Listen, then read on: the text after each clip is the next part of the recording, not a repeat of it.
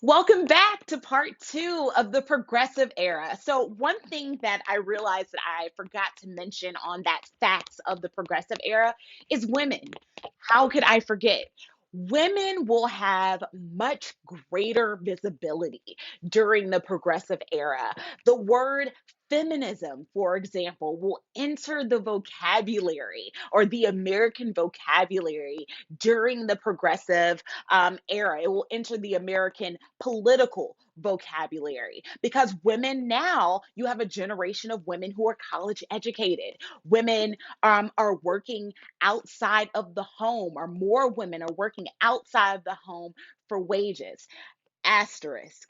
If you are Black, if you are an immigrant at this time, you're probably not working as a display of your feminism. You're working because you have to.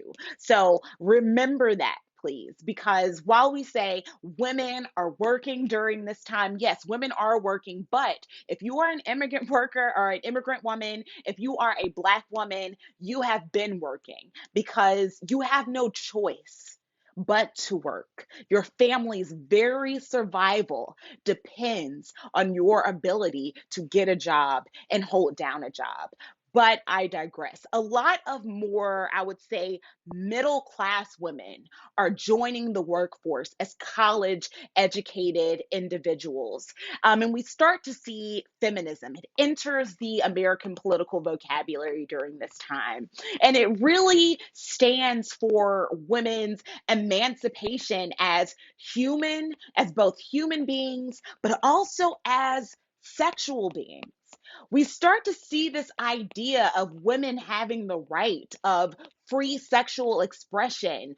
You start to see the idea of reproductive choice. Reproductive choice ends up being a pretty big issue during the progressive era. A woman's ability to choose if and when to have children could really be a deciding factor for her future. So that was very important. It also suggests that women are not just here for childbearing, that women can have sex for enjoyment. Just like men can have sex for enjoyment, women can have sex without the responsibility of bearing children. So you have women who are working, start to see women as sexual beings and not just reproductive beings at this time. So as I previously stated, you have more women who are entering the workplace physically, and really, I would say quite literally, women are more visible. Women work. Women are shoppers because remember as well, during the progressive era, we see the expansion of the consumer marketplace. Because we have the railroad, people can put their products on a rail line and they can transport their products all over the United States now. So you see a broad, I would say, expansion of the American consumer marketplace. So women are working, women are shopping, and women are just going to places of entertainment. So the traditional gender roles, they don't flip on their head, but they do change because more women are starting to work for wages. Now, if you are an immigrant woman, you're more than likely going to work in a factory. Your prospects are pretty limited. So for immigrant women, they really worked in factories. About 25% of native born white women ended up getting the professional positions such as office workers and telephone operators by 1920. So if you've ever seen the old movies where someone picks up the phone and you see a woman who's behind a big switchboard and she's pulling out wires and she's putting them in different places, this is what these women would have done. So if you were a native born white woman, that was a job opportunity for you. Because the working woman, or the idea of the working woman, was a symbol of emancipation because women at this point are able to take control of their financial or economic futures. If you are a Black woman, At this time, a lot of Black women are domestics. At this time, they work in the home. One woman who is really trying to break gender roles or disrupt the system of gender roles is Charlotte Perkins Gilman. And in 1898, she writes a book called Women in Economics, where she says that women's or the key to women's freedom is through the workplace. Gilman actually says that the idea or the role of the housewife is oppressive, right? She says that being a housewife is oppressive because women or housewives are servants to their husbands and servants to their children. And she really believed that women staying in these traditional gender roles really made them incapable of contributing to society in any meaningful way.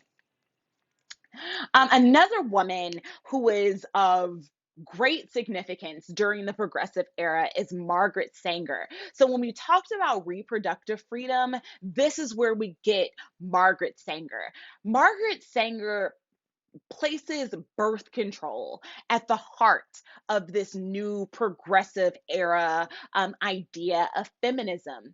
In 1916, she opened a clinic in the neighborhood of Brooklyn in New York, and she distributed contraceptives from this clinic.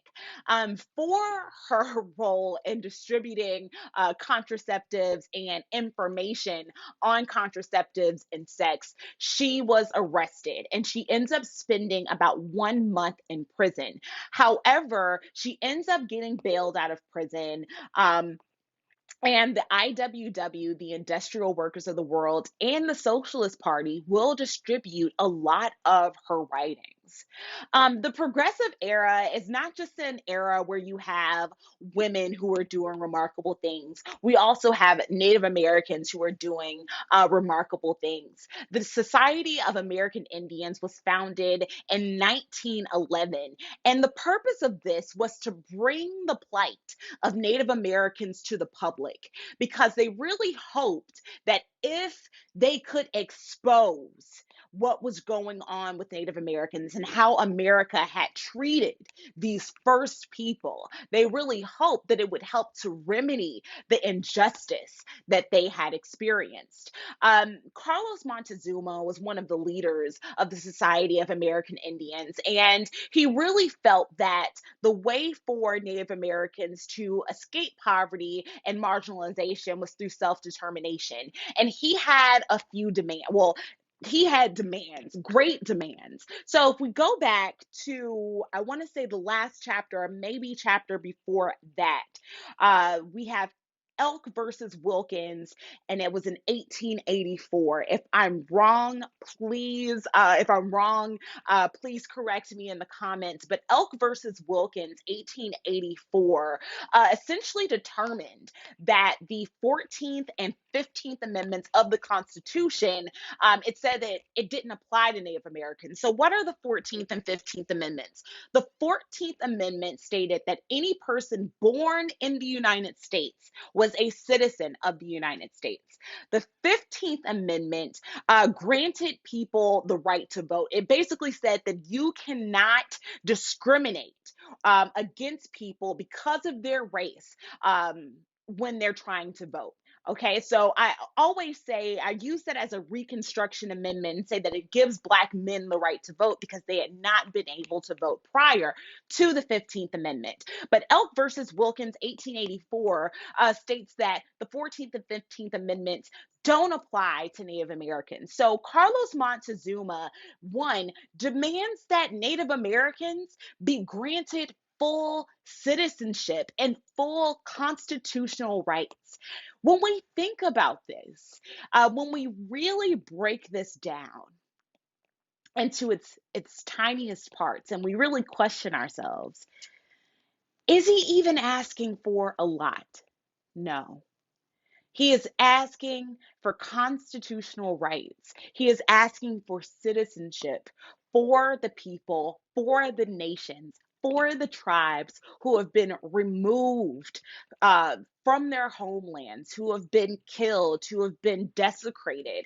He's just demanding citizenship and constitutional rights. But this is what we get during the progressive era. We get the inclusion of a lot more voices in our American society. I will say, in my opinion, during the progressive era, I will say, um, if you disagree, that's great. But during the progressive era, we see the visibility of a lot more voices. I will say during the progressive era, in my opinion, you really see a true America. Because is there discrimination during the progressive era?